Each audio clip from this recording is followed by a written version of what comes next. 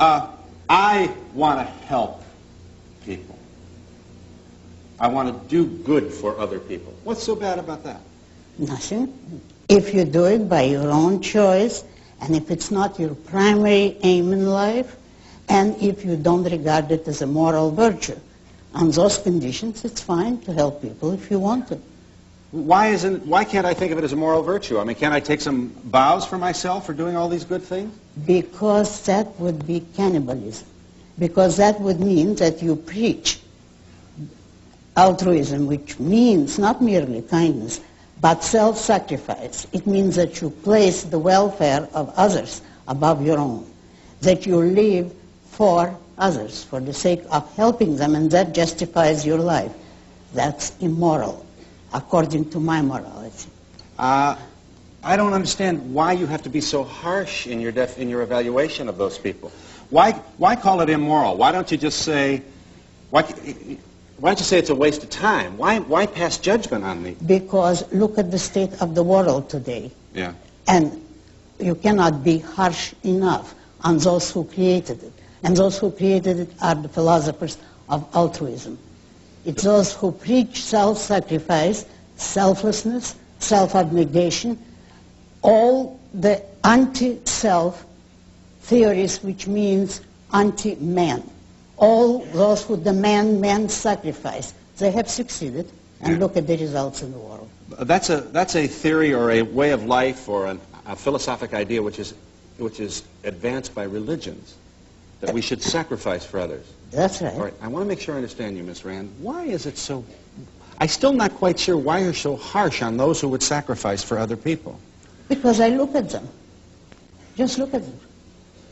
Because they don't hesitate to sacrifice whole nations. Look at Russia. Communism is based on altruism. Look at Nazi Germany. The Nazis were more explicit than even the Russians in preaching self-sacrifice and altruism, and self-sacrifice for the state, for the folk, the people. Every dictatorship is based on altruism. Now you can't fight it by merely saying it's a difference of opinion. It's a difference of life and death. You know what I'm going to do? I'm going to be real talented and charismatic, and I'm going to develop a lot of wealth, and I'm going to have a lot of money and a lot of banks, and pretty soon nobody's going to be able to compete with me because I've already purchased all my competitors. And now I have dictatorial power over people, and I can name the price of bacon or price of oil or whatever it is, the commodity I'm selling. You know, I agree with you that you're very talented and you could accomplish a great deal and already have, but you're talking about the impossible. In a free society, nobody can become a monopolist or a dictator. The system itself, the free market, will destroy you. How do you explain Mobil Oil, Exxon? How do you explain the prices that they're able to charge for it? I think that they're stupid appeasers who get too little and put up with too much. Who, the oil companies? Yes. You now, just here you have to let me explain. All right.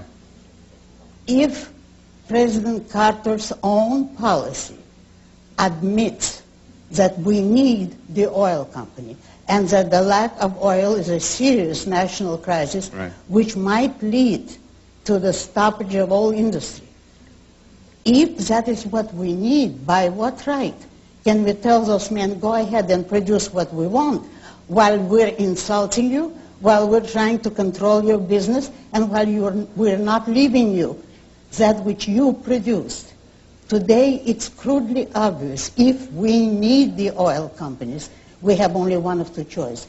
Either we produce oil ourselves, and no government has ever done it or can do it, or we have to accept the oil companies' terms, pay them whatever they can get. The more they get, the more credit to them, because that means the country needs it and pays them. They have produced something needed by the people. And we must say thank you, instead of putting or proposing to put a tax on them in order to give the money to the government who does nothing. if we allow the oil companies to have the power which you say has come to them because we need the oil, it's a question of supply and demand. Yes. So if we approach this laissez-faire, as I think you would like us to, free of government intervention, right, free of all the force and the regulation and the controls which you abhor. Right. All right. Now we've got Mr. Gigantic Oil Baron saying $2.50 a barrel, a gallon. Now here's what happens.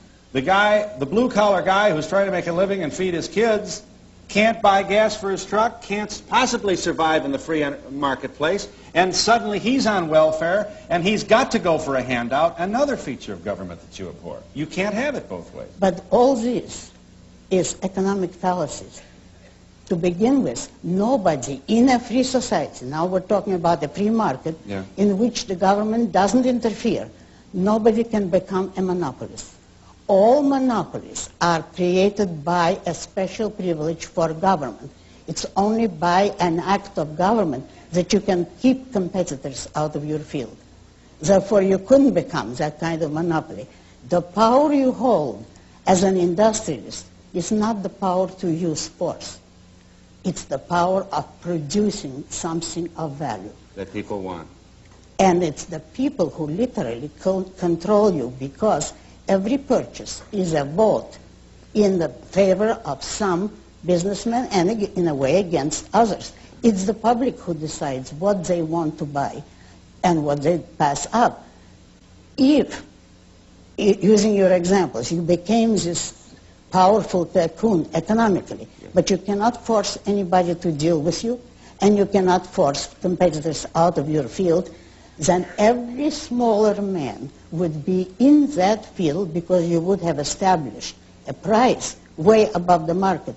You might last a month, if that. So in other words, if I tried to be Mr. Big and charge outrageously high prices for gasoline, broke. I would go broke in your view, because in your leave them alone and let competition handle it approach to civilization, somebody with a better mousetrap, pardon my mixed metaphor. No, that's a very good one. All right, would come along and undercut me. That's right. Sell at a cheaper price. But isn't just my view. You know what I'll do? I'll buy him up the minute I see this bird. I'll buy him. I'll own him on Tuesday. And where will you get your money when you're not allowed? I'm already holding them up for $2.50 a gallon. But they're not paying you. You say they're all going out of business. They've got to get to work. We're married to a petroleum civilization. All right. This has been done, you know. It isn't, incidentally, just my view. That is history. There are people who have tried to corner the market repeatedly, and the result was that they went broke. You realize, of course, that your critics suggest that this is a pie-in-the-sky, unpractical notion that you're offering to us, and that it sounds wonderful as you gather with the intellectuals at some university, but it doesn't work out on the street. Quite the opposite. It's in the universities that it doesn't work, because all the leftist ideas and all the misrepresentation of capitalism come from leftist liberal professors. The government's proper function is only to protect your rights, and that means to protect men from those who initiate force. So the government protects the peace, internal peace, that means the policemen. The government runs the army and navy, protection from outside forces, and law court, so that citizens who disagree can settle their disputes peacefully. That's the only functions of government. All right. So you like an individual who stands up, man or woman, does what he, she wants to do. You have literally liberated millions of people around the world by merely saying to them in your novels, you want to do it? Do it. That's exactly, that's true. And if I help them, I'm delighted. But I didn't. Original sin sure takes a beating in your writings, doesn't it? Oh, it does, yes. Yeah. You don't think that we're born with sin on us? Do you? Huh? No, I have never met a person who really could believe that. Well, but see, if you fool around with original sin, there goes the whole idea of Christianity. If there is no original... Wait a minute. If there's no original sin, then why do we need Calvary? Why do we need the crucifixion? From what are we redeemed? Well, but that is the most important thing. Look at, if you take Jesus Christ as an ideal human being, and that is properly the view of Christians. What do you do with your ideal being? You put him on the cross. You torture him and murder him for the sake of those who are less virtuous. Is that a proper example to set? For the sake of those who are less virtuous. Yeah, for the sinners, to redeem their sins, yeah, as you say. Uh-huh. I think that's a monstrous idea. If I were a Christian, I would resent it enormously.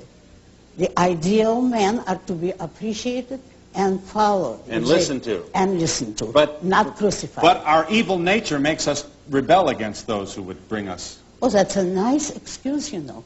If you commit a murder and then say, but I'm evil by nature, I couldn't help The it. devil made me do it. Yeah.